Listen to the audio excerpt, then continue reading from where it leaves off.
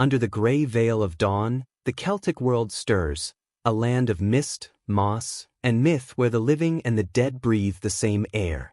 The ancient forests hum softly with secrets, the rivers whisper names long forgotten, and beneath the sacred oak trees lie the remnants of rituals that blurred the boundary between faith and fear. The Celts, fierce in war and poetic in spirit, built their civilization upon the conviction that nature itself was alive. Every stone, every gust of wind, every drop of blood held meaning. To them, death was not an ending, but a language spoken to the gods, and through that language, they sought balance, protection, and favor. This story begins in a world far removed from the modern mind, one where gods demanded offerings, and people believed the universe demanded equilibrium paid in flesh. The Celts saw themselves as part of a living cosmos, not above it. Their rituals of death were not born from cruelty but from reverence, acts of devotion wrapped in horror. Each drop of blood spilled was a prayer, each burning body a promise to keep the world turning. For them, sacrifice was not murder, it was a sacred conversation with powers beyond comprehension. And in this strange dialogue between man and deity, the line between holiness and horror disappeared. Imagine the scene, a moonless night, a forest alive with flame and shadow. A circle of figures draped in animal skins stands silent, their faces painted with ash and ochre. In the center, a body kneels, trembling but accepting, for to die in ritual is to transcend mortality itself. The Druids, those mysterious arbiters of divine will, chant in the ancient tongue, invoking gods of the sky and earth. The air smells of oak and blood. To an outsider, it is barbarism. To them, it is sacred duty. These moments, repeated over centuries, became the rhythm of Celtic spirituality, a heartbeat pulsing between life and death. The Celts believed that every living being was bound to the cycles of nature, birth, death, decay, and rebirth. Their rituals reflected this eternal circle. When crops failed, when sickness spread, when war loomed, the solution was always spiritual and often fatal. To die willingly, or to offer another's life, was seen as restoring harmony with the divine. Their gods were not gentle, they were primal forces of creation and destruction, requiring constant appeasement. Sacrifice was not cruelty for cruelty's sake, it was survival, duty, and faith intertwined. It was their way of keeping the fragile balance between man and the unseen world. What makes the Celtic death rites so haunting is not merely their violence, but the beauty within their logic. They were acts of poetry and terror combined, gestures of devotion carried out in the language of pain. To the Celts, blood was more than life, it was truth. It was the one substance capable of bridging the divide between the mortal and the divine. And so they gave it freely, on altars of stone, in the depths of forests, and upon the soil that sustained them. Today, we look back with unease, calling them savages, but their rituals were never senseless. They were rooted in a cosmic vision where sacrifice was the price of existence. As modern eyes gaze upon the preserved remains of those who once knelt beneath the sacred oaks, we are forced to confront an uncomfortable question. Are we truly different, or have we simply forgotten the shape of our own ancient fears? In the Celtic world, death was not an enemy to be defeated, but a god to be honored. It was both the end of the mortal body and the continuation of a divine cycle that governed all life. As the wind sighs through the ruins of their stone circles and the shadows stretch long across forgotten fields, one can almost hear the echo of their belief that through death, the soul could touch eternity. This was their truth, their legacy, and their curse. The story that follows will pull back the veil on these ancient rites, to see, with clear and trembling eyes, what it meant to die for the gods, and why a people once believed that blood could keep the world alive. The Celts believed that the universe was alive, not merely as a metaphor, but as a truth as tangible as the ground beneath their feet. To them, the world was a living, breathing spirit whose veins ran deep with sacred energy, and that energy demanded renewal through sacrifice. Every harvest, every victory, every storm was part of a divine rhythm that bound all existence together. The Celts called this sacred connection the blood of the earth, for they believed that the land itself fed upon offerings to maintain balance between mortal and God. Their religion was not one of gentle worship but of fierce reciprocity. The gods gave life, and in return, the people gave life back. At the heart of this spiritual system were rituals of blood, offerings meant to feed the hunger of unseen forces. They saw blood as the purest form of energy, the essence of all creation. When spilled, it seeped into the soil and returned vitality to the earth. To deny the gods this offering was to risk famine, plague, or war. Death, in their eyes, was never meaningless. Whether through animal sacrifice or human life, each act was a deliberate exchange, a currency of survival. The Celts did not view sacrifice as barbaric but as essential to the world's equilibrium, as natural as the changing of the seasons or the rise and fall of the sun. Central to these rites were the Druids, a priestly order shrouded in secrecy and reverence. They were philosophers, healers, and judges, but above all, mediators between humanity and the divine. The Druids interpreted omens, studied the movements of stars, and decided when blood must be shed to appease the gods. They were the keepers of cosmic law, the ones who determined which lives would preserve balance. To stand before a Druid's judgment was to stand before the will of the universe itself. The power they wielded was immense, for no chieftain or warrior would dare defy the command of a man who spoke with the voice of the gods. Archaeological evidence paints a grim yet fascinating picture of these beliefs made flesh. Across Ireland, Britain, and Gaul, bog bodies have been found, men and women whose remains are astonishingly preserved by the peat. Their hair still intact, their expressions frozen in eternal calm or agony. The Lindau man, discovered in England, bears marks of a triple death: strangled, struck, and drowned, each act symbolizing an offering to a different deity. Scholars believe this trifold execution represented the three realms of Celtic cosmology: the earth, the sky, and the water. It was not random cruelty, it was ritual precision, the human body transformed into a sacred key unlocking divine favor. The Celts offered sacrifices in many forms. Animals such as bulls, horses, and boars were the most common, their strength and fertility believed to sustain the earth's vitality. But in moments of crisis, failed crops, plague, or impending war, human life was demanded.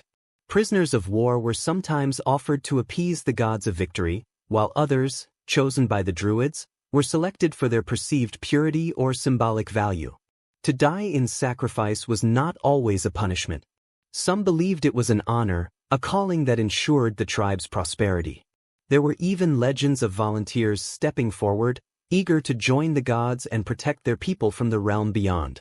These rituals often took place in natural sanctuaries, groves of ancient oaks, sacred springs, and hilltop shrines. The Celts built no great temples of stone like the Greeks or Romans. Nature itself was their cathedral. The rustle of leaves was the voice of a deity, and the wind through the branches was its breath. Within these groves, life and death merged into a single ceremony. Fires burned, chants rose into the night, and blood was spilled upon the soil that had birthed them. The rhythm of drums and voices blended into something primal, something that felt eternal. To the outside world, particularly the Romans, these rites were terrifying, proof of barbarism. Julius Caesar, writing in his commentaries on the Gallic War, described Celtic sacrifices where massive wooden effigies were filled with living victims and set aflame. Yet even through Roman bias, a deeper truth emerges. These acts were not mindless cruelty, but deeply symbolic gestures of devotion. The Celts did not kill for pleasure, they killed for cosmic order. The act of sacrifice was seen as a necessary surrender, a reminder that all life depended on the favor of powers beyond human control. At its core, the religion of sacrifice was psychological as much as it was spiritual. It gave structure to fear, the fear of famine, of chaos, of the unknown. In a world where nature's wrath could not be explained or controlled, the Celts found comfort in ritual. By offering life to the gods, they believed they could tame the unpredictable and secure harmony. It was a theology of transaction, born from awe and terror in equal measure. The gods demanded blood, and in giving it, the Celts believed they were ensuring life's continuation. But beneath this spiritual logic lay something far more human, the reflection of mankind's oldest impulse, to give meaning to suffering. The Celts, like all ancient peoples, sought to find reason in the cruelty of existence. When their loved ones died, when storms destroyed their homes, when plagues swept through their tribes, sacrifice became a way to make sense of despair. Through death, they imposed order on chaos. Through ritual, they turned pain into purpose. Their religion of blood was not about destruction, it was about preservation. Every cut of the blade, every drop of blood spilled, every prayer whispered into the night was a promise to the earth that life would continue. The Celts lived with the gods, and they died for them. Theirs was a faith written not in scriptures, but in sacrifice, a testament carved into the soil itself. And though the centuries have buried their rituals beneath time and silence, the echo of their devotion still lingers, carried on the wind that moves through their ancient lands, a whisper from a world where death was sacred and blood was divine. The Druids were the beating heart of the Celtic spiritual world, the custodians of divine truth and interpreters of the unseen. To the common tribesmen, they were more than priests. They were prophets, judges, philosophers, and executioners of fate. The Druids stood between the mortal and the divine, holding knowledge too powerful for ordinary men. They spoke the language of nature, read omens in the flight of birds, and communed with spirits that dwelled in mist and fire. Their rituals were not mere superstition, they were acts of control over chaos, ancient contracts between humankind and the gods. And when balance faltered, it was the Druids who decided that blood must flow again to restore harmony to the universe. Their training was as mysterious as their rituals. A Druid's education could last as long as 20 years, during which they memorized vast bodies of lore, myth, and philosophy. Nothing was written, knowledge was sacred and forbidden to be fixed in words. Every lesson was carried in memory, passed down through voice and ritual, from master to initiate. This secrecy created an aura of awe and fear around them. To question a Druid was to question the gods themselves. Even the Celtic chieftains, powerful as they were, bowed to the authority of these men and women of wisdom. The Druids held the power to crown kings, to end wars, and to decide who among the living would be sent as a message to the divine. The rituals of the Druids took place in places untouched by civilization, forest clearings where the air was heavy with incense and the moon cast silver light through the branches. These were their sanctuaries, oak groves, where they believed the life force of the world was strongest. The oak, with its deep roots and towering branches, symbolized the connection between heaven, earth, and the underworld. Beneath its shadow, they performed ceremonies of death and prophecy. The chanting would begin softly, echoing like a heartbeat through the forest. Then, the rhythm would grow, rising into a feverish crescendo as the chosen victim was brought forward. The selection of a sacrifice was a grave and precise affair. The Druids did not kill at random, they followed signs, omens, and celestial alignments. A dream, a solar eclipse, or the flight pattern of ravens could determine who would die. Those chosen were not always unwilling. Some saw it as an honor to be offered to the gods. Others, prisoners or condemned traitors, were told that their death would grant them redemption in the next life. Before the ritual began, the Druids purified the site with fire and water, invoking deities like Tyrannes, god of thunder, and Esus, the lord of wood and war. The victim's body would be anointed with sacred oils, symbols carved or painted upon their flesh, marks that told the gods which part of creation this offering was meant to mend. The act itself was more than execution, it was transformation. The Druids believed that the soul, once released through ritual, entered a cycle of rebirth. Death was only the passage from one world to another, and sacrifice ensured that the journey was meaningful. When the blade fell or the fire ignited, the Druids did not see an end, but a continuation, the spirit rising through the realms, carrying the tribe's plea to the heavens. The sounds of chanting would grow until they drowned out the screams, turning agony into song. The forest became a living temple, its silence afterward more sacred than any prayer. Eyewitnesses from the ancient world described these ceremonies with a mixture of horror and fascination. Julius Caesar wrote that the Druids would construct immense figures of wicker and fill them with human victims before setting them ablaze. Others spoke of pools of water where victims were drowned, and sacred trees where bodies were hung as offerings. Though some accounts are exaggerated by enemy propaganda, archaeology has confirmed enough to make myth indistinguishable from truth. In bogs and rivers across Ireland and Britain, bodies have been found ritually slain, throats cut, limbs bound, faces serene. The famous Lindau man bears marks of ritual killing, strangled with a cord, struck on the head, and drowned, the triple death, a signature of Druidic sacrifice symbolizing unity among the three realms: sky, earth, and water. Beyond the physical, the Druids' mastery extended to the psychological. They understood fear, how it could be shaped, how it could bind people together. Ritual sacrifice was not only for the gods, it was for the tribe, a shared experience that reaffirmed their connection to something greater than themselves. The spectacle of ritual death, witnessed by all, created a collective catharsis, terror and awe blending into faith. The Druids wielded this understanding with precision, turning every ceremony into both a theological and political act. To control belief was to control the soul, and through the soul, the people. Their power reached even into war. Before battle, Druids would perform blood rites to bless weapons and warriors, calling upon divine forces to guide their blades. Prisoners captured in war were often kept for ritual purposes, their fate determined by divination. The night before great conflicts, the Druids might walk among the soldiers, chanting prophecies, promising victory or foretelling doom. In the flickering firelight, warriors would see them as messengers of destiny, and fight with the conviction that the gods themselves had ordained their path. But not all deaths were offerings to the gods, some were judgments. The Druids also served as judges in disputes, their rulings absolute and final. Crimes against tribe or sacred law could demand atonement through blood.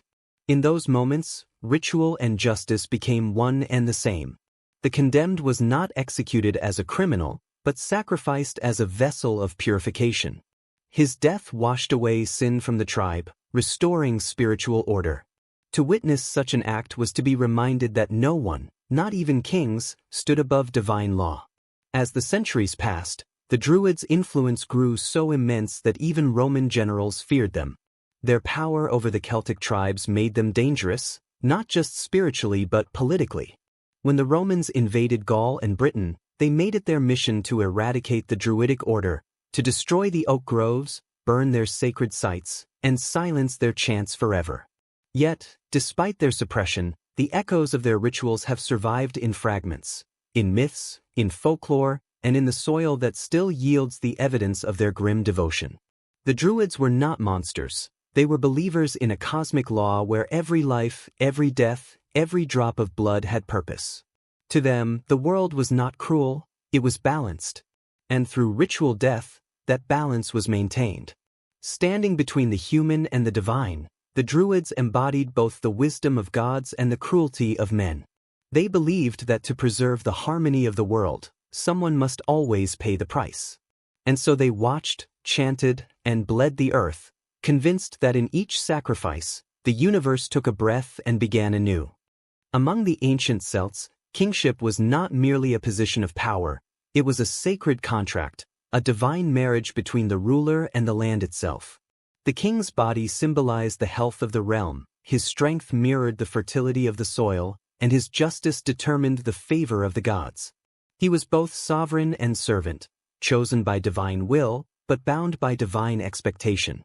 When that harmony was broken, when famine struck, when the harvest failed, or when bloodshed spread across the tribes, it was not just nature that had faltered.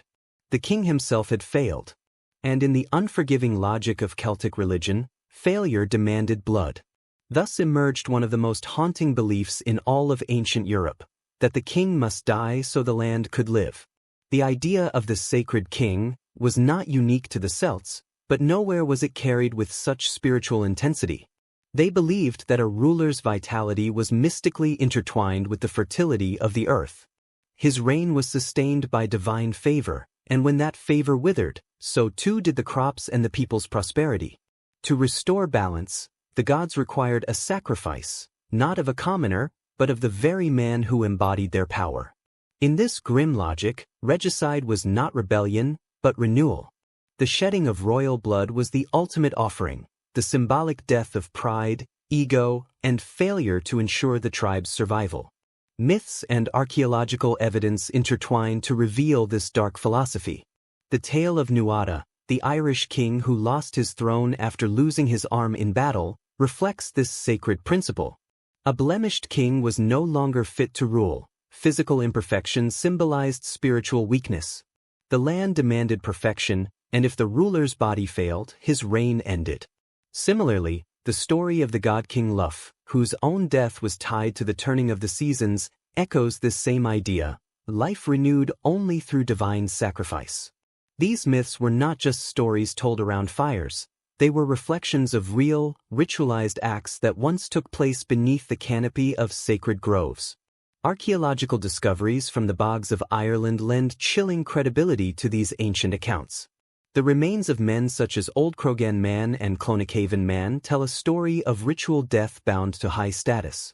Their hands were manicured, their bodies tall and well-nourished, signs of nobility. Each suffered the so-called triple death: strangulation, stabbing, and drowning, a triadic execution that symbolized offering to the gods of land, sky, and water. Around their necks, cords made of willow or sinew were found, the symbolic noose of sacrifice. Some bore marks of mutilation, others of ceremonial grooming, as if prepared for a sacred transition rather than a punishment. These were not the deaths of criminals, but of chosen vessels, sacrificed in moments of cosmic imbalance. Imagine such a scene: a king, once revered, now standing alone before the sacred grove. The druids encircle him, their faces painted with ash, chanting the invocations of the gods. The tribe watches in silence, torn between reverence and dread. The night air thickens with smoke from burning oak, and the sound of distant drums echoes like a heartbeat beneath the stars. The king bows his head, knowing that his death will feed the land, that his blood will become the rain, his breath the wind, his flesh the soil that will yield grain for his people. His executioners move with ritual precision, guided by the druids' murmured words. When the final blow falls, the air fills with a silence so deep it feels alive. In that stillness, the Celts believed, the gods had been appeased. This ritual of regicide was both tragic and transcendent, a moment where power and vulnerability became indistinguishable. The Celts did not see it as cruelty, but as cosmic necessity. To live was to owe a debt to the gods, and the king, as the chosen embodiment of divine order, carried the heaviest burden. His life was never his own. From the moment of coronation, his fate was already sealed. He was a living sacrifice waiting for his appointed hour. When fortune smiled upon the land, he was exalted as the favored of the gods. When it withered, his death became the offering that renewed the covenant.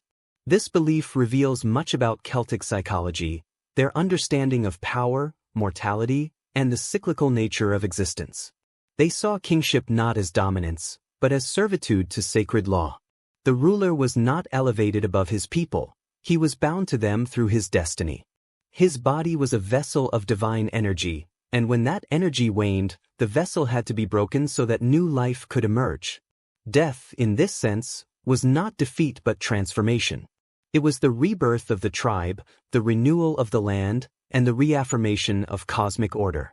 There is also a political dimension hidden within this ritual logic. By tying kingship to divine approval, the Druids ensured their control over rulers. A king could reign only as long as the priests deemed him spiritually pure. When his fortune faltered, when drought or disease struck, the Druids could declare that the gods demanded his death. Thus, the authority of the priesthood remained supreme, cloaked in divine legitimacy. It was a chillingly effective balance of faith and power, one that made even kings mortal in the eyes of the gods. To the modern mind, the idea of killing a ruler to heal the land seems unthinkable, yet within the Celtic worldview it was an act of devotion, not defiance. It was a recognition of interconnectedness, that the ruler's life and the soil's fertility were two sides of the same divine equation. When one decayed, the other could only be restored through sacrifice. This belief would echo through later myths and legends. In the Fisher King of Arthurian lore, whose wounded body mirrored the wasteland around him, and in the countless tales of kings who died to bring renewal to their people. In the end, the sacrifice of the king was a moment of paradox. horror and holiness entwined. It was the ultimate fusion of faith and fear, a reminder that even the highest among men could not escape the eternal law of exchange, that life demands life. As the blood of the sacred kings seeped into the earth, the Celts believed the balance was restored, the gods appeased, the land renewed, and the cycle of existence set in motion once more. And though centuries have buried their rites beneath moss and legend, the whisper of that ancient belief still lingers in myth and memory, the eternal truth that every throne is built upon the bones of those who came before, and every crown carries the weight of sacrifice. The fire blazed high against the darkened sky, its orange tongues twisting into the night as the crowd gathered in trembling silence. At the center of the clearing stood an enormous figure, a man of wood and straw, towering above the people like a god born of flame. Inside its hollow chest, human figures shifted in terror and prayer. The air was heavy with the scent of pine, smoke, and fear. This was no mere execution. This was communion, the most awe-inspiring, horrifying, and sacred ritual of the Celtic world, the burning of the Wicker Man. The Wicker Man sacrifice remains one of the most infamous and debated rituals in ancient European history. Described by Roman chroniclers such as Julius Caesar and Strabo, it was said that the Celts constructed massive human-shaped effigies woven from willow branches and reeds, filled them with living beings, prisoners, criminals, or chosen offerings, and set them aflame as an offering to the gods. To the Romans, this was the ultimate proof of barbarism. To the Celts, it was an act of divine reciprocity, a sacred fire that purified both the people and the land. Fire held deep spiritual meaning for the Celts. It was not only a destructive force but a transformative one. In their cosmology, fire was the visible breath of the gods, a living spirit that consumed the old and gave birth to the new. Through burning, they believed impurities were cleansed, and the soul was set free from the prison of flesh. The Wicker Man embodied this theology. Within its wooden frame, life and death intertwined. The human offerings became vessels of purification, their smoke rising as prayers carried into the heavens. As the flames devoured the effigy, the Celts saw not death, but transmutation, flesh becoming spirit, agony becoming transcendence. Accounts of these sacrifices often emphasize their scale. The effigies were said to be vast, large enough to hold dozens of people, sometimes even animals alongside humans. The Druids orchestrated the ritual with precision, ensuring the fire's timing aligned with celestial events, solstices, harvest festivals, or times of crisis. When famine struck or plague spread, the people turned to fire for salvation. The greater the disaster, the greater the offering. As the flames rose, the tribe would chant hymns of renewal, their voices mingling with the screams within the pyre until the two became indistinguishable, a chorus of devotion and despair ascending into the night. Modern scholars debate whether these rituals occurred exactly as described by the Romans or whether the image of the Wicker Man was exaggerated for political propaganda. Yet, archaeological evidence and patterns of ritual burning across Celtic sites suggest that large-scale fire sacrifices did occur, even if their form varied. Burned human bones discovered in sacred enclosures, alongside offerings of weapons, jewelry, and animals, speak to a belief in fire as the most direct messenger to the divine. Whether or not the towering effigy existed as Caesar described, the symbolism remains undeniable. Fire was the gateway between worlds, and sacrifice was the key that opened it. The psychological dimension of the Wicker Man ritual reveals much about the Celtic soul. It was not cruelty for pleasure's sake but a collective confrontation with mortality. The Celts lived close to nature's cycles: birth, growth, decay, and rebirth. They understood that destruction was the precursor to creation. Watching the Wicker Man burn was to witness this cosmic truth in its purest form. It was terror made sacred. The fear of death was transformed into awe, the horror of destruction into the beauty of renewal. In the reflection of the fire, the tribe saw its own existence mirrored, fragile, fleeting, and yet eternally connected to something greater. Some scholars propose that the Wicker Man may have also served a symbolic function in uniting the tribe through shared catharsis. The collective witnessing of sacrifice, whether of criminals, captives, or volunteers, reinforced social order and faith in divine justice. As the flames consumed the effigy, the people saw chaos being purified, evil burned away, and balance restored. The act reaffirmed their belief that no suffering was in vain if it sustained the cosmic harmony. In a society where death was never the end, this ritual became both spectacle and salvation. To imagine the ceremony is to glimpse the duality of Celtic spirituality, its beauty and its darkness intertwined. The night would be alive with chanting and drums, the rhythm steady as a heartbeat. The Druids, dressed in white robes, moved like phantoms among the flames, their arms raised toward the sky. Sparks danced in their hair as they invoked gods such as Tyrannis, the Lord of Thunder, and Tutates, protector of the tribe. The fire roared louder, swallowing cries and prayers alike. To the participants, the spectacle was not horror but hope, a moment when the mortal and divine touched through the language of fire. The Wicker Man also symbolized the relationship between humanity and the natural world. In sacrificing through fire, the Celts acknowledged the cycle of consumption that governed all life, the way nature devours to create anew. The wooden figure, made from the trees of the sacred groves, became a temporary god, filled with mortal breath and offered back to the elements. As it burned, the flames were believed to release the life essence within, feeding the sun and strengthening the spirits that governed the harvest. It was not destruction, but participation in the eternal rhythm of nature, a ritual dialogue between creation and extinction. And yet, beneath this cosmic logic lies an unsettling truth. The Celts believed the gods could be swayed by spectacle. The greater the fear, the deeper the devotion. The act of burning human beings alive was not only an offering but a performance, a grand declaration of faith. The people watched, horrified yet entranced, as the smoke carried their prayers skyward. The ritual reminded them that existence itself was a bargain, one paid in pain, awe, and surrender. In the aftermath, silence would settle over the clearing. The towering frame collapsed into embers, the fire's fury spent. Ash drifted into the air like falling snow, settling on faces and hands. The Druids would collect the remains, mixing the ashes with soil as an offering to the land. To the Celts, these ashes were not reminders of loss but symbols of renewal, proof that the gods had listened. The tribe would disperse before dawn, the light of the fire still burning behind their eyelids, the smell of smoke clinging to their skin like the touch of the divine. For those who lived through such nights, the Wicker Man was more than a ritual, it was a revelation. It taught that life itself was inseparable from death, that to appease the gods was to acknowledge the fragility of human existence. The Celts saw the flames not as instruments of destruction, but as the breath of creation, purifying, transforming, eternal. And though the fires of the Wicker Man have long been extinguished, their echo endures in myth, legend, and the dark recesses of the human psyche, a reminder of how thin the line truly is between devotion and damnation, between worship and horror. The Celts lived in a world where nature was both their nurturer and their executioner, a landscape of unrelenting contrasts.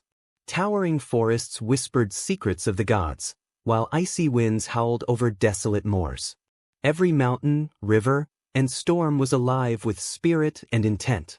Within this elemental world, the Celts believed that pain and death were not punishments, but sacred dialogues, ways to communicate with the forces that shaped their lives. To understand their death rites, one must understand how they saw the world itself, as a living entity that demanded balance, sacrifice, and purification through the most primal forces of all, fire and ice. In Celtic cosmology, fire and water represented opposing yet complementary powers. Fire symbolized the realm of the divine, purity, and transformation, while water and ice embodied the realm of the ancestors, mystery, and rebirth. Both were gates between worlds, and both demanded offerings.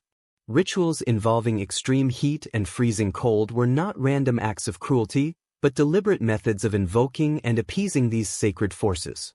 To burn was to rise toward the gods, to freeze was to descend into the realm of the dead.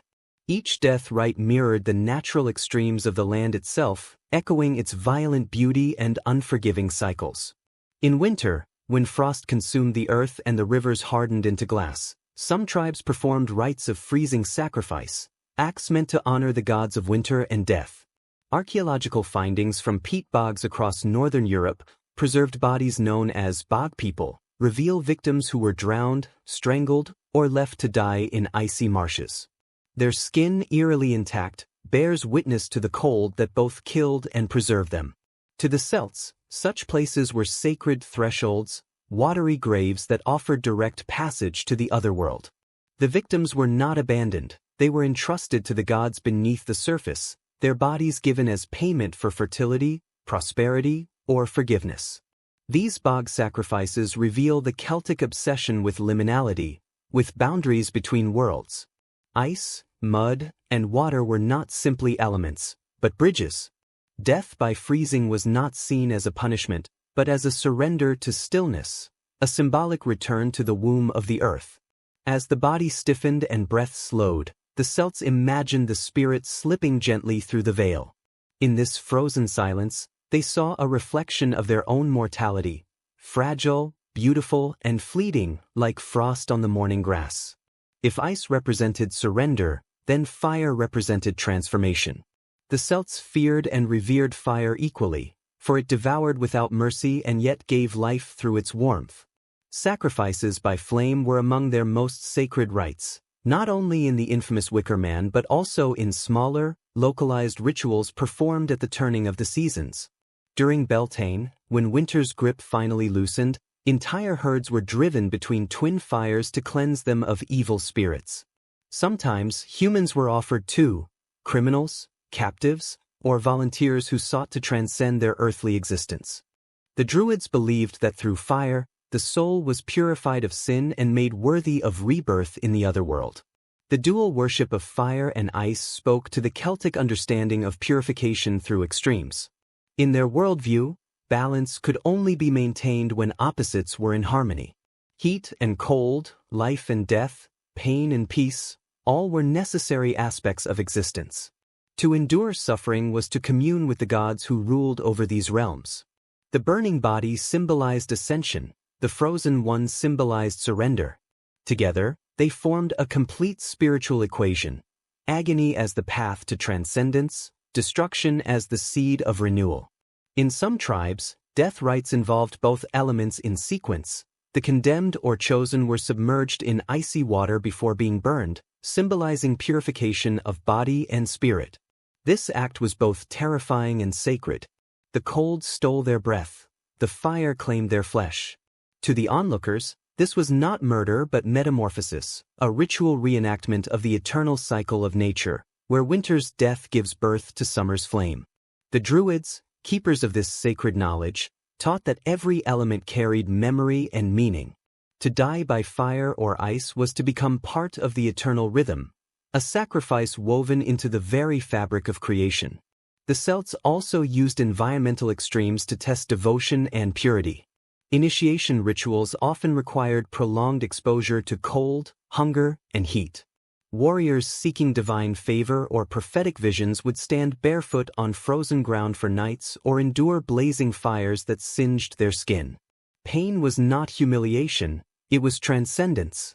The closer one came to physical death, the nearer they believed they were to divine revelation. This philosophy blurred the line between punishment and prayer, cruelty and courage. To suffer was to see, to die was to awaken. Such beliefs reflected the landscape itself, unpredictable, untamed, and profoundly spiritual. In the Celtic imagination, the earth was a body, and fire and ice were its blood and bone. Every storm, every frost, every flicker of lightning was a message from beyond. The people did not seek to control these forces, they sought to honor them. Their rituals of heat and cold were acts of reverence, acknowledgement that life existed only through the balance of opposing powers. To refuse that balance was to defy nature itself. The psychology behind these rites reveals a civilization that viewed pain not as a curse, but as an instrument of meaning. In modern eyes, the idea of dying through burning or freezing seems barbaric. But to the Celts, it was divine mathematics.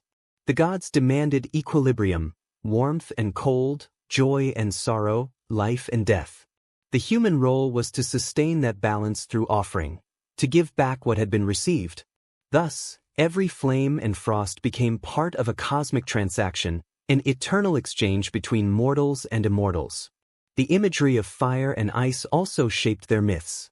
In Celtic legend, the gods themselves endured pain through elemental trials.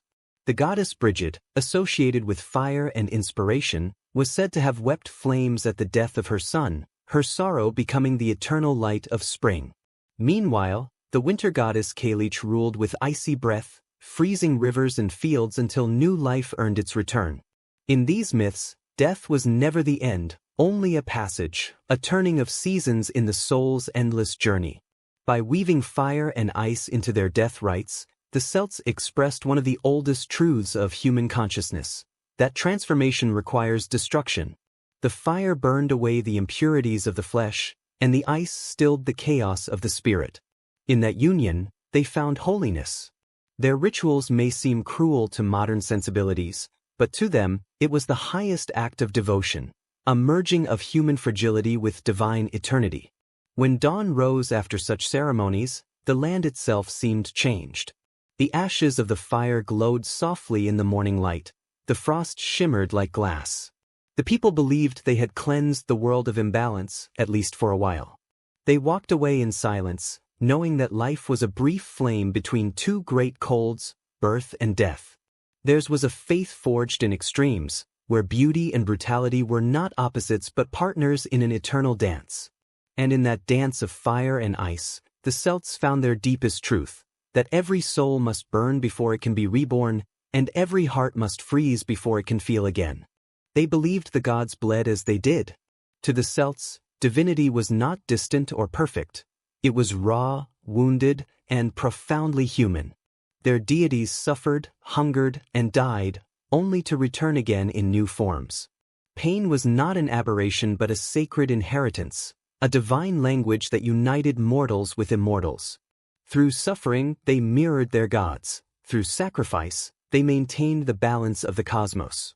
And so, from the fires of ritual and the chill of the grave, the Celts gave birth to a theology of endurance, one where agony became enlightenment and death, the ultimate teacher.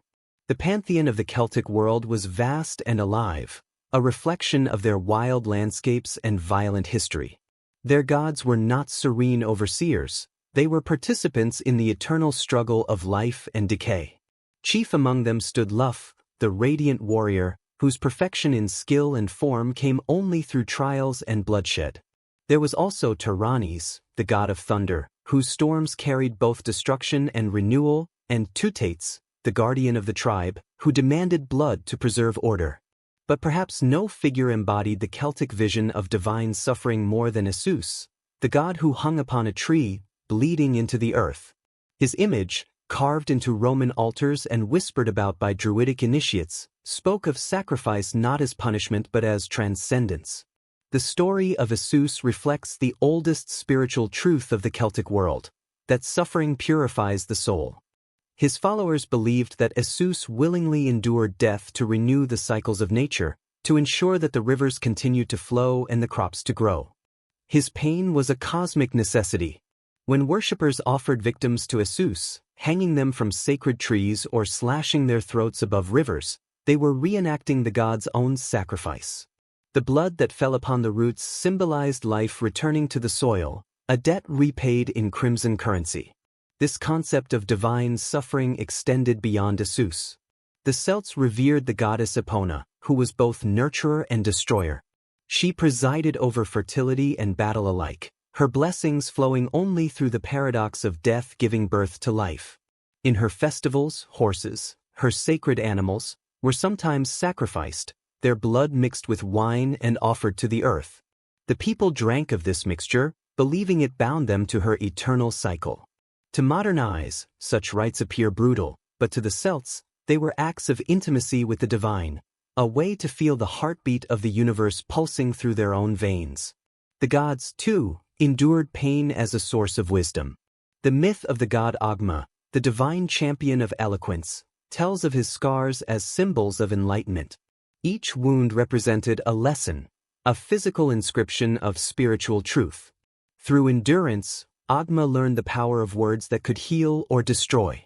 This belief, that pain was a teacher, permeated every layer of Celtic culture.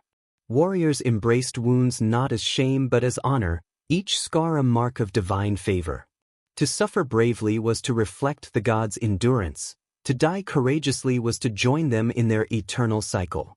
The Druids, spiritual intermediaries between gods and mortals, built their entire philosophy around this principle. They believed that all existence was a pattern of balance. Joy required sorrow, creation demanded destruction. Their ceremonies often involved symbolic acts of wounding or bloodletting, representing the soul's willingness to learn through pain. In the sacred groves, they taught initiates that knowledge without suffering was hollow. The divine could not be understood through comfort, it revealed itself only in struggle. The more one endured, the closer one came to truth. This theology of suffering infused every aspect of Celtic ritual life. During times of famine or war, tribes would seek to mirror the gods by performing rites of pain and endurance. Warriors slashed their own flesh before battle, offering blood to the sky before spilling it on the earth. Women in mourning cut their cheeks to show devotion to the spirits of their dead. Every act of bleeding was both prayer and participation, an acknowledgement that pain was the bridge between worlds. Death rites, in particular, were modeled after divine sacrifice. Victims offered to tyrannies or tutates were not killed in anger but given as echoes of the god's own suffering. In this mirrored pain, the Celts believed the boundaries between heaven and earth thinned, allowing communion with the divine. The myth of Cernunnos, the horned god of nature, life, and death, further deepened this vision. Depicted seated in meditation, surrounded by serpents and beasts, Cernunnos represented the cycle of eternal transformation. Some traditions tell of his seasonal death and rebirth, reflecting the natural rhythm of decay and renewal. His antlers, shedding and regrowing each year, symbolized resurrection through suffering. For the Celts, this was a living metaphor. Every loss, every agony was part of the divine rhythm, a necessary sacrifice that sustained existence. Such myths gave the Celts an extraordinary capacity to embrace pain with dignity.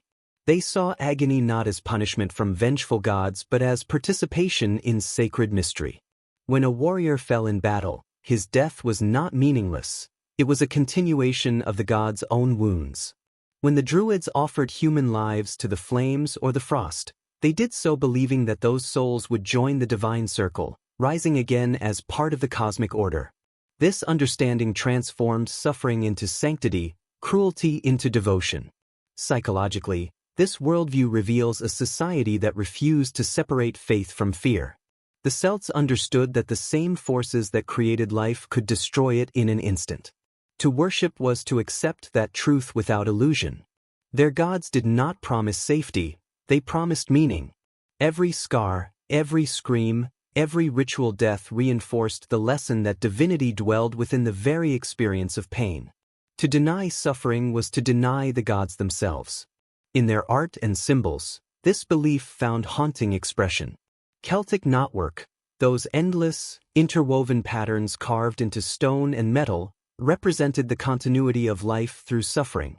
The lines never broke, they only twisted, turning back on themselves in eternal motion. Life and death were threads in the same divine tapestry. To suffer was simply to pass through one of its darker turns, trusting that the pattern continued beyond the visible edge. Even the Celtic festivals reflected this theology of pain and renewal. Samhain, the festival of the dead, marked not an ending but a transformation, the veil between worlds thinning so that the living might speak with the dead. Fires were lit, sacrifices made, not out of terror but reverence. The suffering of the dying season gave birth to the new.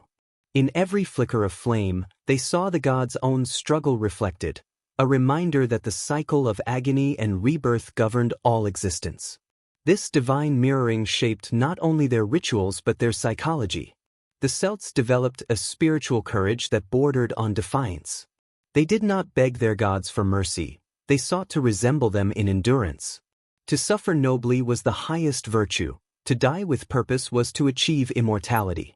Their myths taught that the soul, forged in the fires of pain, could never truly perish, It only changed form, returning again and again to learn anew.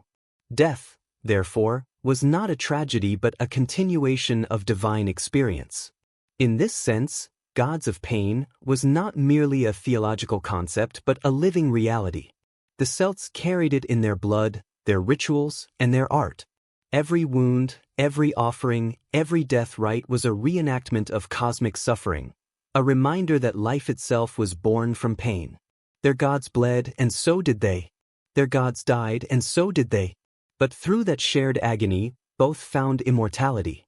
When night fell after a ritual, the Celts would gaze into the fire, seeing not destruction but reflection, the gods' faces flickering in the flames. In the howl of the wind, they heard the echoes of divine cries. They understood that their suffering, however terrible, was not meaningless. It was sacred. It was eternal. And in that understanding, they found both terror and peace, the ultimate paradox of their faith. There comes a moment in every civilization when cruelty ceases to feel like violence, when it transforms into virtue. For the Celts, this threshold was not crossed in anger or chaos, but through devotion. To the modern mind, their death rites seem barbaric beyond redemption. Human offerings burned alive, throats slit before idols, bodies buried beneath sacred stones. Yet to the Celts, these were not crimes. They were the purest expressions of faith. In their eyes, to inflict or endure suffering for the gods was not an act of evil, but of honor. Mercy, by contrast, was weakness, a refusal to give the gods what they required. This was the world where cruelty became sacred, where death was the highest form of devotion, and where compassion itself was viewed as a betrayal of cosmic order. To understand how cruelty became honor among the Celts, one must return to their moral foundation, a worldview forged in the balance between beauty and brutality. Theirs was a culture that revered life's vibrancy yet accepted death as its natural twin. Courage, sacrifice, and endurance were the pillars of existence. A warrior who feared pain dishonored his tribe. A priest who refused blood disrespected his gods. Every act of suffering, whether endured or inflicted, held symbolic value. Pain was proof of belief.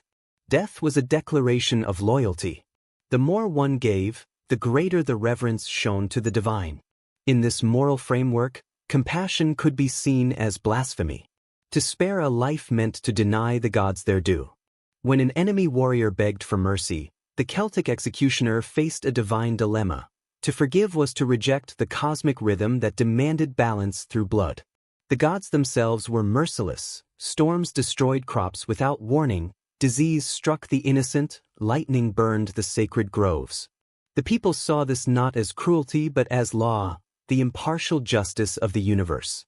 To act mercilessly was not to rebel against the divine but to imitate it.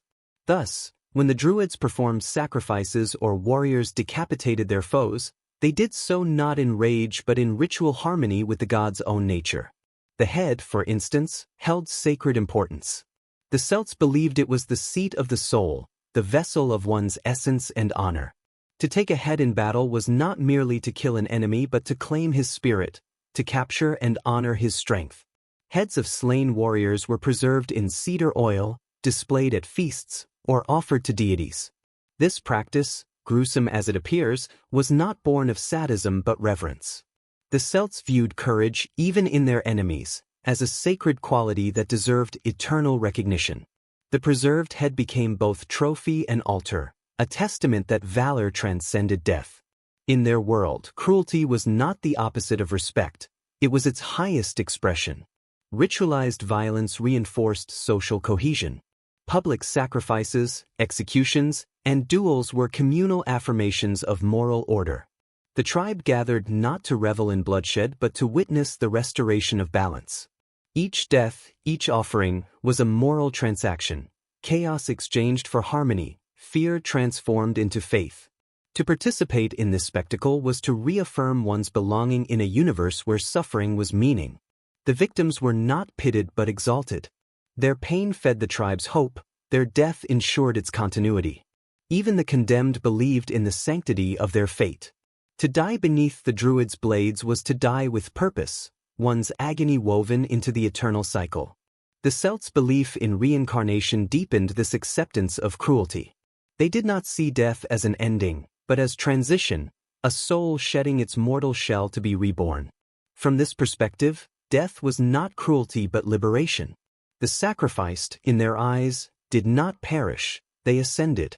This belief allowed the Celts to engage in acts that, by modern standards, seem monstrous, yet to them were profound gifts. Death was a passage, pain was the key, and cruelty was the sacred door that opened the way. But this transformation of cruelty into virtue had consequences far beyond the ritual field. It shaped their psychology, their politics, even their art. To be merciless was to be divine. Leaders were judged by their willingness to act without hesitation, to punish, to kill, to sacrifice, when the gods demanded it. Mercy, hesitation, or doubt were signs of weakness. The chieftain who refused to shed blood risked angering the divine and endangering his tribe. The druid who questioned a sacrificial rite risked cosmic imbalance. Within such a belief system, cruelty became a moral necessity, the glue that held together faith and order alike. This moral paradox extended to the battlefield, where Celtic warriors displayed an almost religious ecstasy in combat.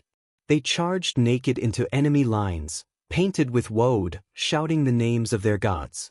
To die violently was to die gloriously, to kill was to feed the sacred fire. In their eyes, battle was not mere survival, it was ritual.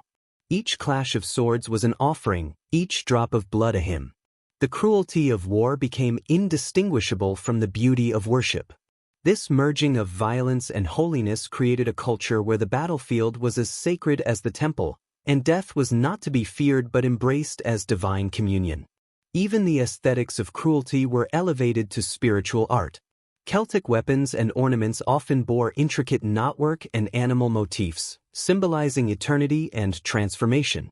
Swords were forged not only to kill but to embody the cycle of destruction and renewal. A warrior's blade, stained in blood, became an object of prayer, a vessel of divine energy. To the Celts, the act of killing in ritual or battle was not simply to end life, it was to participate in the creation of meaning. Pain and beauty were inseparable, like the intertwined threads of their endless designs. Yet beneath this theology of cruelty lay an undeniable human truth: fear. The Celts lived in a world they could not control, of storms, sickness, and death without warning. Their gods were unpredictable, their fates uncertain. Cruelty, then, became a way of mastering fear. By inflicting death on their own terms, they transformed helplessness into power. Every sacrifice, every ritual execution, was an act of defiance against chaos. The Druid's knife was not only an instrument of devotion, it was a shield against the terror of meaninglessness. To kill in the name of the gods was to prove that existence, however brief or brutal, had purpose. This perspective brings both admiration and horror. It reveals how faith can sanctify violence, how a civilization can elevate suffering into sacred law. But it also shows an enduring pattern in human history: the tendency to turn cruelty into moral necessity when faced with the unknown. The Celts did not invent this transformation, they simply embraced it with unparalleled devotion. In their world, where every death fed the divine and every agony carried meaning, cruelty was not an aberration. It was order itself. And so, when the flames rose, when blood soaked into the sacred soil, no Celt wept. They watched in reverent silence, knowing that this was how the world remained whole. Their hearts did not harden, they opened. They did not see victims, but vessels. In their eyes, the gods were watching, and every cry of pain was a song in their honor. The death of mercy was not a fall from grace. It was grace itself, terrible, radiant, and eternal. When the last druid fires went out, the silence that followed marked more than the end of a people. It marked the fading of a belief that pain could be sacred. The Celts had seen death not as an ending but as a bridge, a passage through which the living honored the divine. When Rome and Christianity rose, they buried those beliefs beneath temples and cathedrals, yet something of the old faith remained. Even now, fragments of their rituals survive, in symbols etched into stone, in whispers of ancient chants, in humanity's enduring fascination with sacrifice. The idea that suffering purifies, that pain brings us closer to transcendence, still shapes our myths and faiths. The Celts may have vanished into legend, but the essence of their dark wisdom endures in us. Because somewhere, beneath civilization's calm surface, we still feel what they once knew, that blood, loss, and devotion are threads of the same mystery, and that even in death, the gods are watching.